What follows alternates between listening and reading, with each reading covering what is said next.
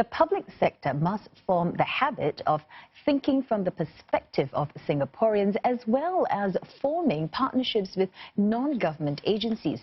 This is to allow innovation to thrive, according to Social and Family Development Minister Desmond Lee.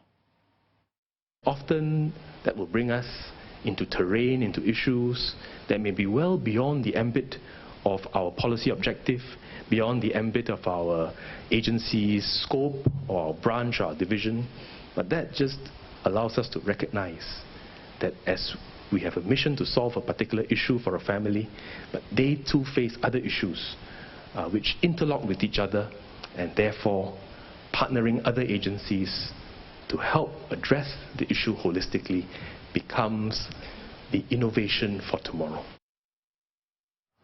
Mr. Lee was speaking at the Public Sector Transformation Awards this evening. He highlighted the importance of breaking new ground and hoped for innovation to become a greater part of public service. 60 recipients were also awarded for things like exemplary service and the courage to take risks. Melissa Goh had the chance to speak to some of them earlier. This spot on the Thomson Road flyover may look like it's not suited for living, but it was once home to a 61-year-old odd-job labourer, Mr. Tay. This is his bed, yeah, and the rest are all his items, and even there's a candle for him at night, or some light. Lighting. Yes, it's not a place for human being, frankly saying. As an enforcement officer from the Singapore Land Authority, Mr. Syed Othman's job is to manage the use of state land.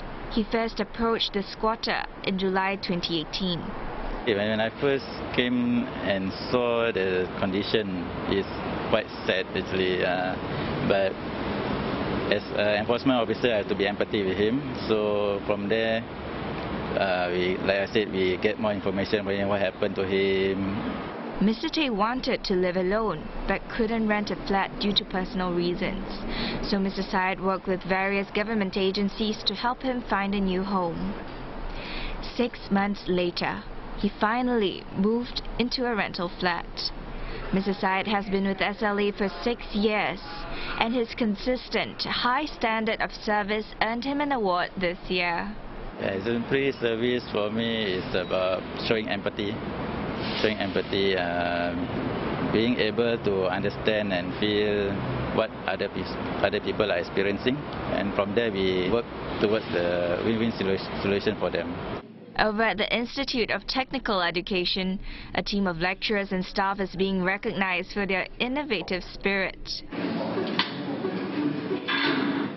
The team has turned everyday tasks, such as using an ATM machine or entering a home, into games. It's a virtual reality rehabilitation system, and it aims to make sessions more enjoyable. With the aging population, we find that there are more people that require rehab, and there's a shortage of therapists, hoping they can be used in all the rehab centers in Singapore. They're also improving the system and hope to make it more accessible on devices like tablets. Innovation is important because it's to keep up with the current trends, to always progress, and to always do better every year. The team is also working with students and hopes innovations like this will encourage them to learn new things.